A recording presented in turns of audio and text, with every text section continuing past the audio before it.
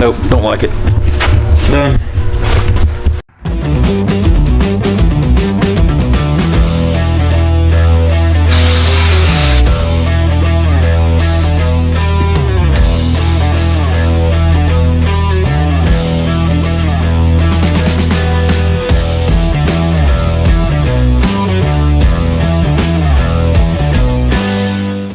Oh, look who's here. I'm back. And guess what? Got a new shirt. Let me show you. Here, hold on. Let's see the shirt. Kegan's original adjustable hammer. And what's it say on the front of it? Wrench benders. It's always got to say wrench benders. It's a garage shirt. So, anyways, there's the engine. We did it off stand, and I did put the adapter on it. That is for the SAE2 belt housing. I did space it off of it an inch with nuts and stuff. That's not the completed deal, but John and Brian's working on an adapter for me, and that's about how much I think it's got to be spaced off. I'm going to use this right here to make my mounts on, or skid you see it's working on. And I've got a cross piece made in the my metal for the engine to sit on. I'm gonna have to make some adjustments because those angles are not right for the engine mount. But we're bracing everything up so it stays straight, and we'll be able to mount the whole engine and transmission to the pallet using this. So, get back where we left off, and then we'll get to work.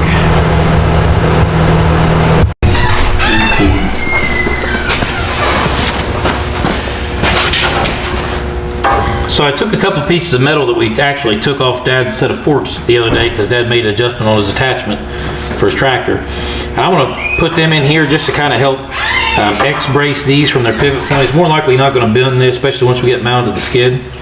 And then on the back end of this, I'm going to weld a piece to keep it square. And these will help with stability when we go sit down. Kegan made a couple of pie cuts here because my angles wasn't exactly right. And we'll let the engine sit down on it. We may have to pie cut some more out because we'll see what happens. But once we get it where we want it at, then I'll take and I'll tack this back side of this and we'll leave it be. So I got to weld these on, and then we'll cut a piece 18 inches or so and weld it across the back of this to make this thing a squared structure, and then we'll fasten it back to the skid. So I want you guys to understand something. To some of you out there, this may be welding dirty old pieces of metal that I grind the shiny spots where I'm welding. But this right here is kind of like aromatherapy for us. Aromatherapy? Yes. Yeah, I can smell the carbon burning off. Probably the reason why we're not right in the head, but maybe. I gotta hold this piece back here. But you know what? It works a lot better if you put a ground on? If you ground what you're working on. I bet that does help. Yeah, see it's right here? Ground clips matter. You learned something today, folks. Who says this isn't education?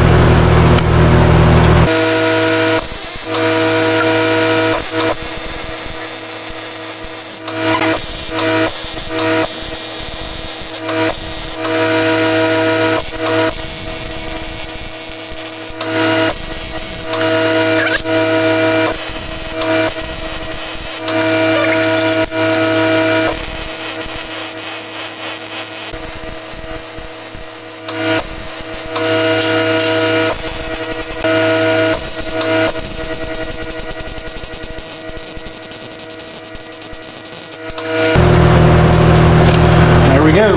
There's the front of it. Good enough for that anyways. This is old scrap metal. It'll hold the engine. That's all it's going to matter for now. We'll end up cutting this back up later. I just want to make sure it's stout enough because that motor weighs over 800 pounds. So we'll flip it around and we'll make a piece for the back section and mount it to the skid.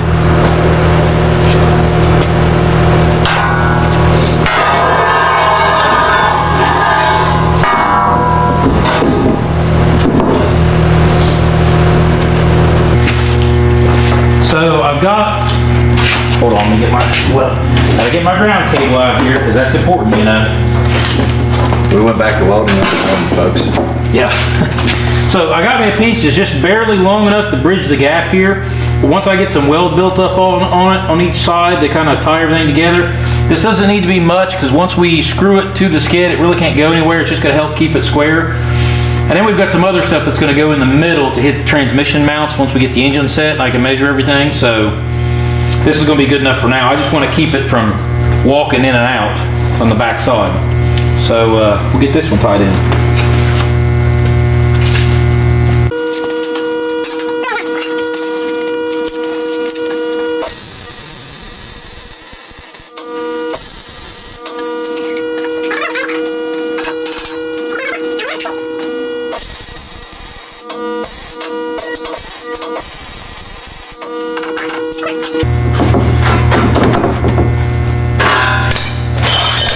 And now, you get this. Okay, you go ahead and pick that up, set it on the skid. By the way, the back end of that's hot. Yeah, figured. Not too heavy, is it? Nah.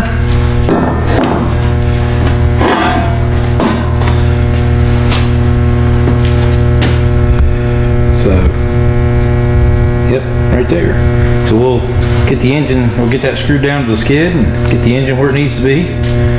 We'll get the tractor fired up. Here we go. Okay, so once we got it in place on the skid, I decided I want to run some kickers from this stand back to this angle iron here to help strengthen this.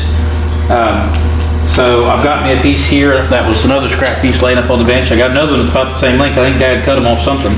So I'm gonna skin me a place here and here. We'll do the same thing on the other side and weld that in place as well. And somewhere here, there we go, I got them. Look here. Safety glasses. I had them on earlier. I know, but I need to get better wearing them. Somebody got paint on these ones. Wasn't it?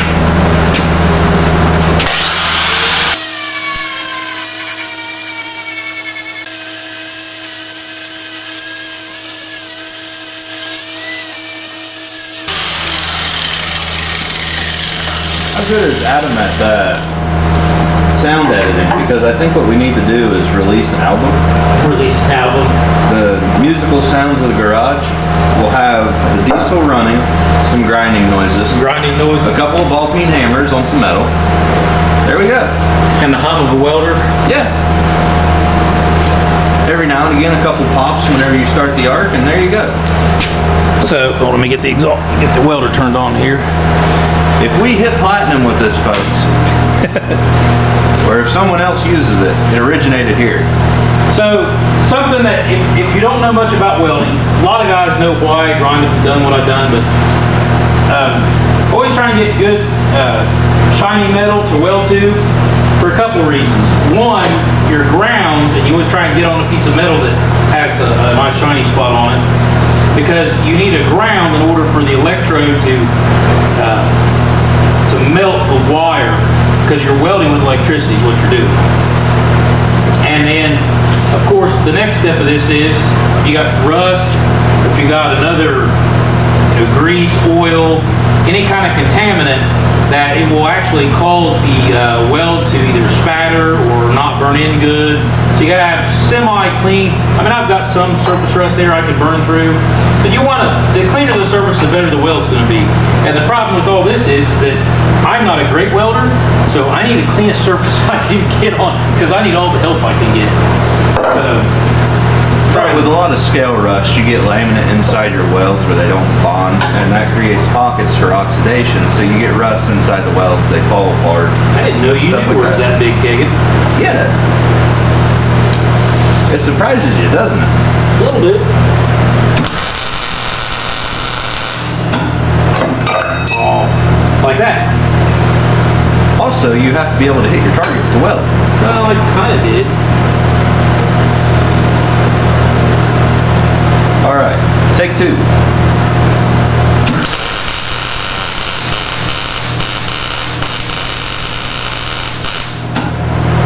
How about that? Look at that. See it on there that time, didn't it?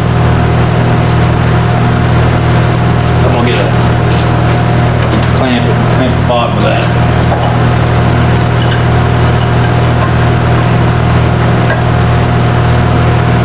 Pull that in. you don't know anything about it. The reason why, If you're trying to learn how to weld, don't watch me. the reason why MIG welders use gas, because I did say oxidation a minute ago, they actually use a gas shielding, so that way it will push oxygen away from the weld. It comes out around this nozzle here. So it's either that or flux core, and I hate flux core. Flux core, on the other hand, it's usually hotter, so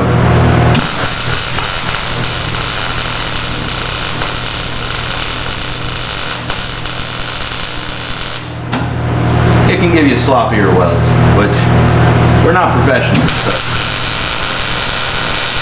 Once again, I need all the help I can get.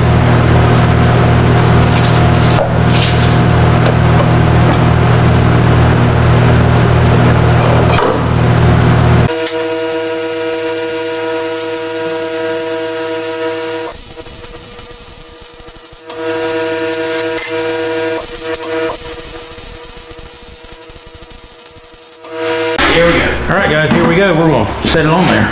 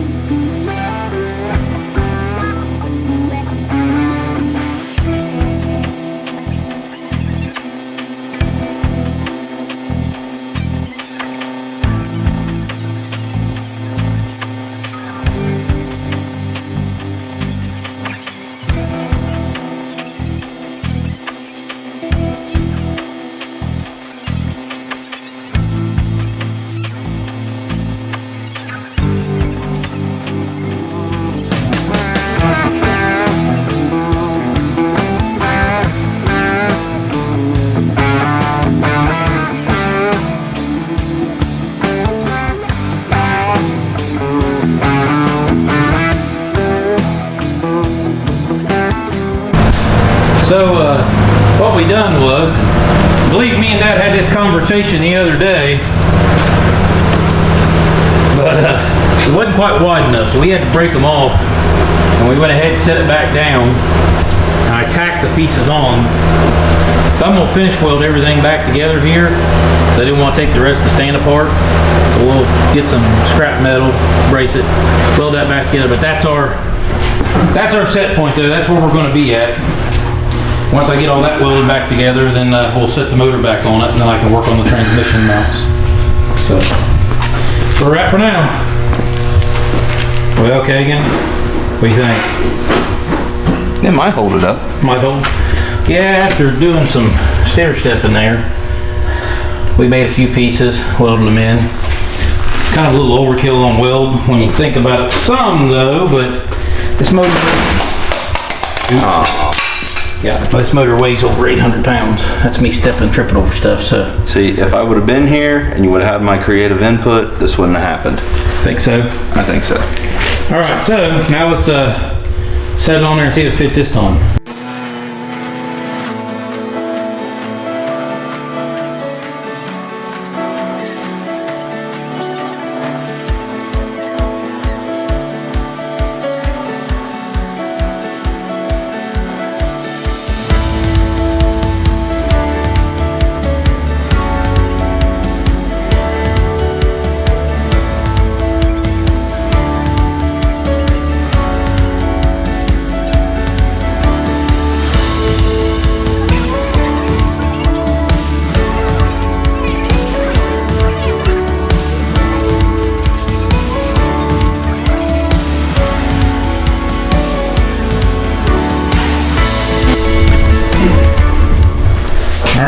we're on there.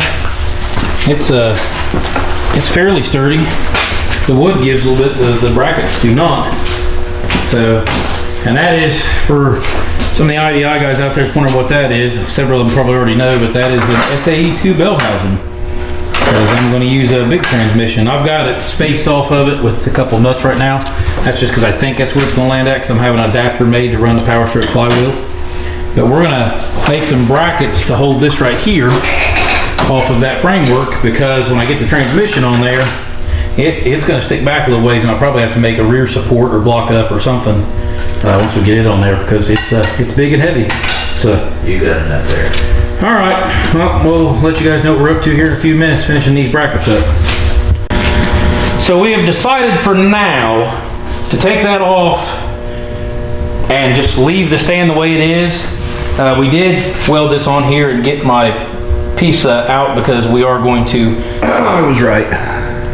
Yeah, Kegan was right on this one. We used a piece of flat metal like he suggested and welded that to that and got the fitting out, because we're going to pressurize the turbo feed off of this right here. This is pressurized oil fitting. So we're just going to leave it be. I'm going to set over to the other side of the garage the way it is, because I'm going to go get the flywheel off Brian, and we're going to lay out some spacing just to see what's going to... Yeah, we got to do some test fitting before I really want him to machine out an adapter.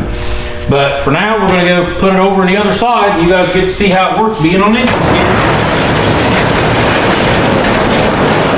This now means we can move it around a lot easier, get it out of the way in the main part of the garage. And once we get the transmission on it, we've got everything on a skid ready to go into the truck once we pull the drivetrain out. It's a nice looking Chevy too. Yeah, but it's not as mean as the one out there. It's the same color as it though.